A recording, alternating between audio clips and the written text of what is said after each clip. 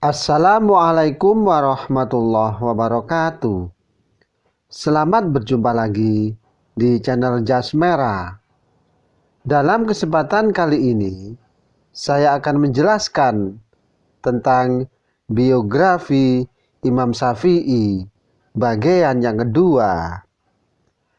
Bahwa ketika gemilangnya pemerintahan Abbasiyah merupakan faktor dominan yang tentu saja hanya mempengaruhi Imam Syafi'i. Dan di masa inilah timbul prakarsa dan usaha pengembangan beragama Islam, yakni mempelajari filsafat Yunani, kemudian kebudayaan Persia, pengetahuan yang mendapat dukungan baik moral maupun material dari pemerintah. Aktivitas ekonomi pada masa Imam Syafi'i cukup mantap dan terkendali. Hal ini sebagai konsekuensi logis dari kondisi negara yang mapan dan situasi politik yang stabil. Selain itu, wilayah kekuasaan negara yang sangat subur dan luas menyediakan bahan baku yang banyak serta sumber daya alam yang melimpah.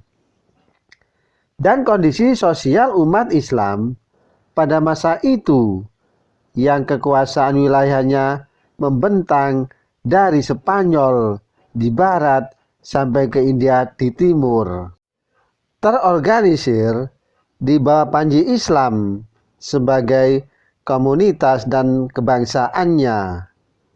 Mereka memiliki kekhasan yang berbeda satu sama lain dalam aspek ras atau warna kulit, serta karakter dan potensi.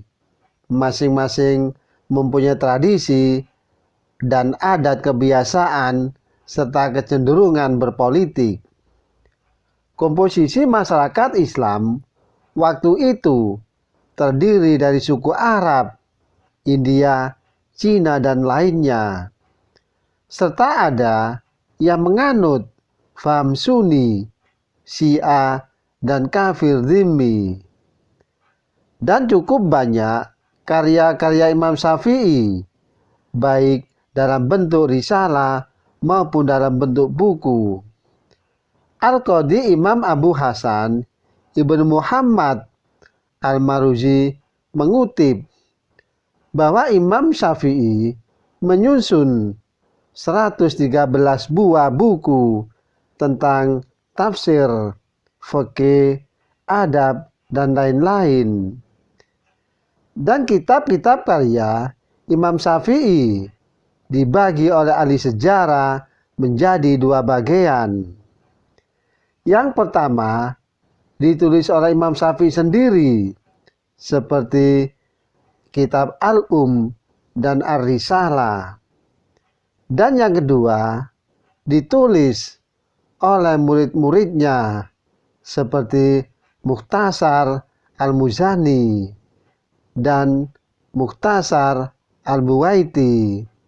Yang keduanya merupakan ikhtisar dari kitab Imam Syafi'i, Al-Amlah dan Al-Amli.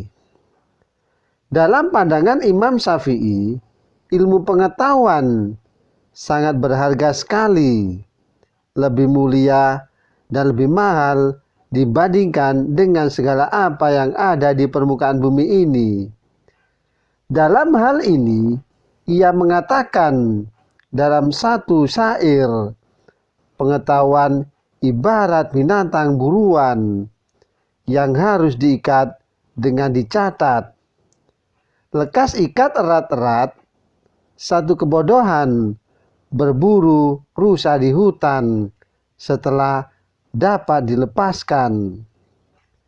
Dan kecintaan Imam Syafi'i terhadap ilmu pengetahuan nampak dalam perkataan-perkataan, gubahan-gubahan syair-syair beliau, yang diantaranya adalah ketika Imam Syafi'i ditanya oleh seorang muridnya, Bilakah seseorang itu dapat dikatakan alim?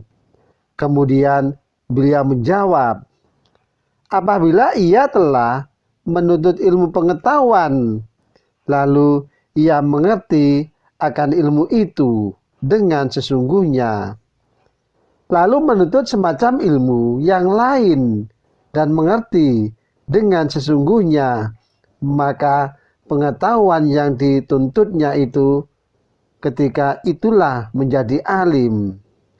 Dan tatkala Imam Syafi'i ditanya tentang bagaimana hematnya tentang ilmu pengetahuan, beliau menjawab, seperti hemat si bakhil mengumpulkan harta benda. Kemudian orang itu bertanya lagi, bagaimana engkau dapat menuntut ilmu? Lalu beliau menjawab, bagaikan seorang perempuan yang mencari anak lelakinya yang hilang, padahal anak tunggal. Ia juga pernah berkata, barang siapa tidak ada kecintaan terhadap ilmu, maka tidak ada kebaikan baginya. Dan tidak ada di antara kamu dan pengetahuan itu dapat berkenalan dan tidak pula dapat berkawan. Lebih lanjut, ia membagi ilmu pengetahuan itu menjadi dua macam. Yang pertama, pengetahuan fikih untuk agama, dan yang kedua, pengetahuan tib untuk keperluan tubuh. Selain dua macam itu, laksana perhiasan di dalam kehidupan atau persidangan. Demikianlah kisah biografi Imam Syafi'i bagian yang kedua.